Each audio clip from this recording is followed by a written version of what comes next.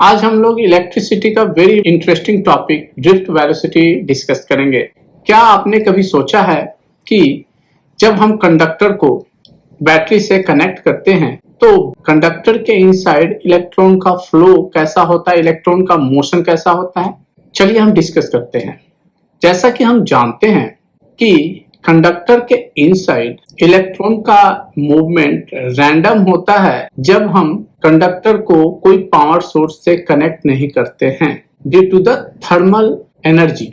Thermal energy के कारण conductor के इनसाइड जो फ्री इलेक्ट्रॉन होते हैं वो रैंडम मोशन करते हैं जिसकी velocity approximately 10 to the power 5 metre per second होती है, जो कि काफी हाई है। बट ये जो इलेक्ट्रॉन की थर्मल वेलोसिटी है जिसके कारण इलेक्ट्रॉन में कोई नेट शिफ्ट नहीं होता है, किसी एक डायरेक्शन में इलेक्ट्रॉन का मूवमेंट नहीं होता है, उसका एवरेज नेट वेलोसिटी जो होता है वो 0 होता है।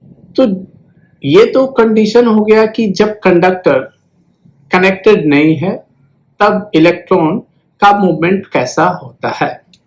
जैसे ही हम कंडक्टर को पावर सोर्स या बैटरी से कनेक्ट करते हैं, इमीडिएटली कंडक्टर के इनसाइड इलेक्ट्रिक फील्ड डेवलप होता है, जो इलेक्ट्रिक फील्ड कंडक्टर के ईच एंड एवरी पॉइंट पे इंस्टेंटेनियसली डेवलप हो जाता है, क्योंकि जो इलेक्ट्रिक फील्ड का इस्टेब्लिश होने की जो वेलोसिटी है वो लाइट की वेलोसिटी के इक्वल होती है।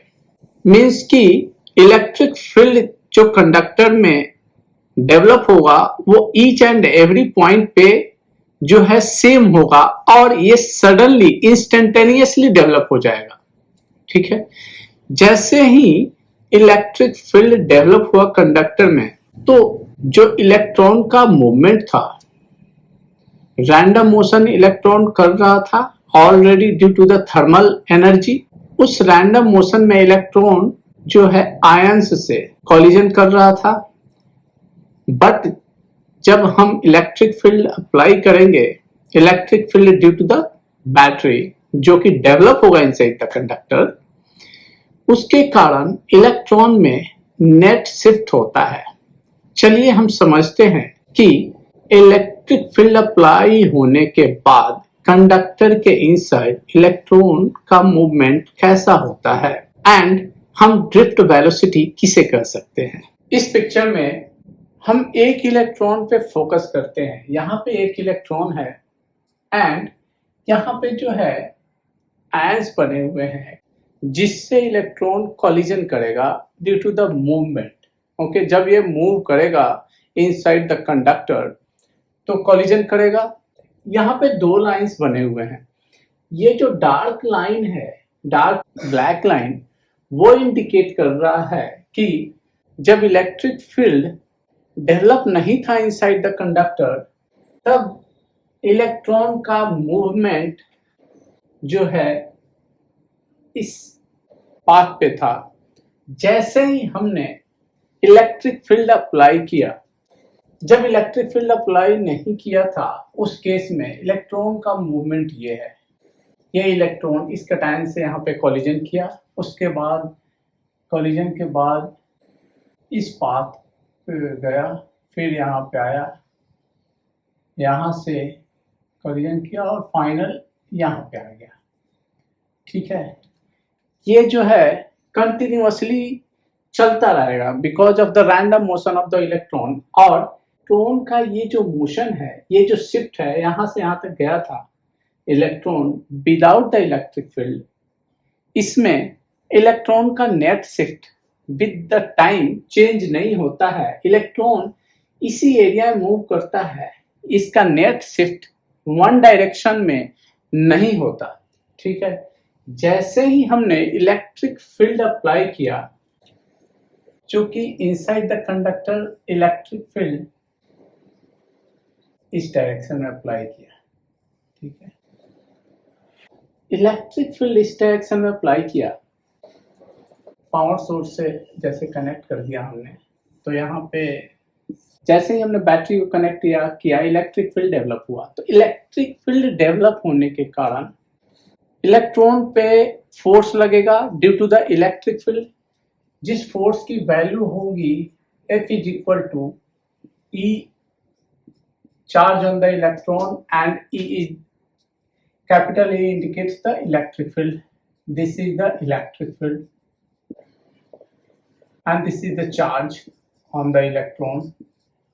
ठीक है, तो ये फोर्स लगेगा, ये फोर्स इलेक्ट्रॉन पे किस डायरेक्शन में लगेगा? इलेक्ट्रिक फील्ड के अपोजिट डायरेक्शन में लगेगा, क्योंकि ये जो इलेक्ट्रॉन पे चार्ज होता है वो निगेटिव होता है, तो फोर्स लगेगा इस डायरेक्शन में, क्योंकि इलेक्ट्रिक फील्ड है लेफ्ट की ओर, तो फोर्स जो लगेगा इलेक्ट्रॉन पे राइट की ओर लगेगा। तो जैसे ही हमने अप्लाई किया इलेक्ट्रिक फील्ड, तो जो इलेक्ट्रॉन का पाथ होगा वो थोड़ा शिफ्ट हो जाएगा इलेक्ट्रिक फील्ड के अपोजिट डायरेक्शन में। जैसे ये पाथ इंडिकेटेड है डॉटेड डॉटेड ब्लू लाइन, थोड़ा सा शिफ्ट किया है राइट की ओर। जब यहाँ से इलेक्ट्रॉन का कोलिजन इसमें होगा, उसमें भी थोड़ा सा शिफ्ट होगा। यहाँ से जब इस कोलिजन पे आएगा तो थोड़ा सा शिफ्ट होगा। ईच कोलिजन में थोड़ा सा इलेक्ट्रॉन शिफ्ट होगा towards the right, and final जो है इसमें नेट शिफ्ट आ गया। ये जो है ये इलेक्ट्रॉन में नेट शिफ्ट आया due to the electric field. ठीक, तो हम कह सकते हैं कि इलेक्ट्रॉन जो है जब इलेक्ट्रिक फील्ड अप्लाई करते हैं कंडक्टर के इनसाइड, तो उसका जो मोशन होता है वो स्टेडी होता है। हम डिस्कस करेंगे उसकी वैल्यू, जिस वेलोसिटी से मूव कर रहा है इलेक्ट्रॉन उसको ड्रिफ्ट वेलोसिटी कहते हैं। ये जो स्टेडी वेलोसिटी है कांस्टेंट वेलोसिटी से मूव करता है, एंड इस वेलोसिटी की वैल्यू जो ड्रिफ्ट वेलोसिटी है उसकी वैल्यू काफी कम होती है। हम ये सारी चीजें अभी डिस्कस करेंगे। मान लेते हैं यह इलेक्ट्रॉन टोटल n कोलिजन करता है, एंड आफ्टर n कोलिजन ये शिफ्ट करता है इन राइट डायरेक्शन। ठीक है, तो हमें ये फाइंड आउट करना है कि ड्यूरिंग द कोलिजन, जब यहां से ये सारे कोलिजन करके यहां पे आता है, तो उस समय डिफरेंट डिफरेंट वेलोसिटी से मूव कर रहा होगा इलेक्ट्रॉन, क्योंकि जैसे ही ये कोलिजन किया, जस्ट आफ्टर द कोलिजन इसकी इनिशियल वेलोसिटी कुछ होगी, और यहां से यहां तक जैसा कि इलेक्ट्रिक फील्ड है, तो इलेक्ट्रिक फील्ड के कारण ये एक्सीलरेटेड मोशन में होगा। तो यहाँ पे कुछ वेलोसिटी होगी v1 मान लेते हैं, यहाँ पे कुछ वेलोसिटी v2 होगी। मतलब velocity during the collision different point पे डिफरेंट होगी। तो हमें इसका एवरेज निकालना होगा, एवरेज वेलोसिटी। तो एवरेज वेलोसिटी निकालने के लिए क्या करेंगे, हम ईच एंड एवरी वेलोसिटी को फाइंड आउट करेंगे, और जितनी भी वेलोसिटीज हैं उससे डिवाइड करेंगे, तो हमें एवरेज वेलोसिटी फाइंड आउट हो जाएगी। तो हम इस बिटवीन टू सक्सेसिव कोलिजन को कंसीडर करते हैं, और यहाँ पे initial velocity just after the collision u है। ठीक है, तो ईच एंड एवरी पॉइंट पे वेलोसिटी डिफरेंट होगी, और बिटवीन टू सक्सेसिव कोलिजन जो मोशन होगा इलेक्ट्रॉन का वो एक्सीलरेटेड मोशन होगा, और उसका एक्सेलरेशन क्या होगा, acceleration is equal to force upon mass. Force की वैल्यू हो गई दिस अपॉन मास। इस एक्सेलरेशन से electron between two successive collision move करेगा। ठीक है, और यहाँ पे इनिशियल वेलोसिटी है, तो इन दोनों के बीच तो हम इजीली निकाल सकते हैं कि average, but each after each collision जो इनिशियल वेलोसिटी होगी वो रैंडम होगी, किसी भी डायरेक्शन में हो सकता है। तो आफ्टर n कोलिजन जो इनिशियल वेलोसिटी का एवरेज होगा वो 0 होगा, एंड जब हम इसे सम अप करेंगे इन वेलोसिटीज को, यहाँ पे वेलोसिटी डिफरेंट होगा और यहाँ पे वेलोसिटी डिफरेंट होगा, इस पॉइंट पे भी डिफरेंट होगा। v1 जैसे डिफरेंट है, v1 डैश होगा, v2 डैश होगा, ऐसे आएगा।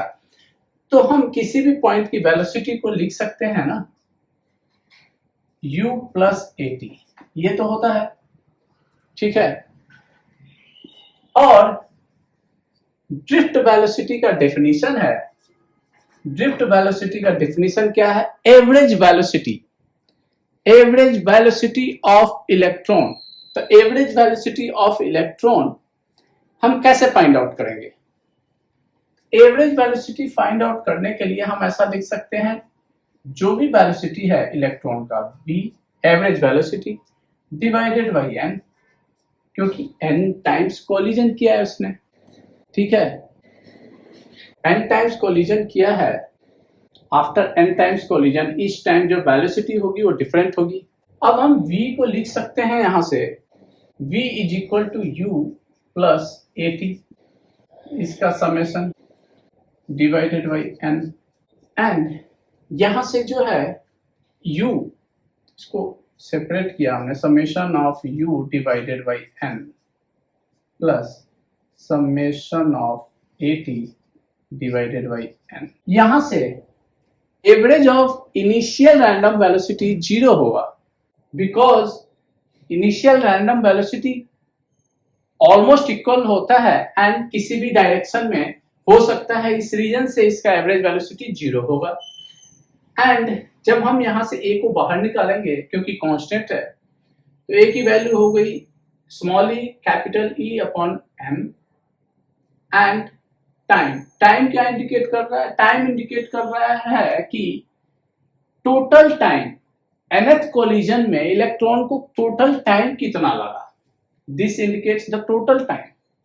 एंड जब हम इसे n से डिवाइड करेंगे तो हमें क्या मिलेगा?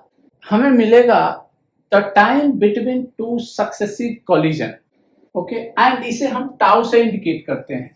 तो tau is called the time between two successive collision. तो यहां से ड्रिफ्ट वेलोसिटी का क्या फॉर्मूला निकल के आया? Drift velocity is equal to E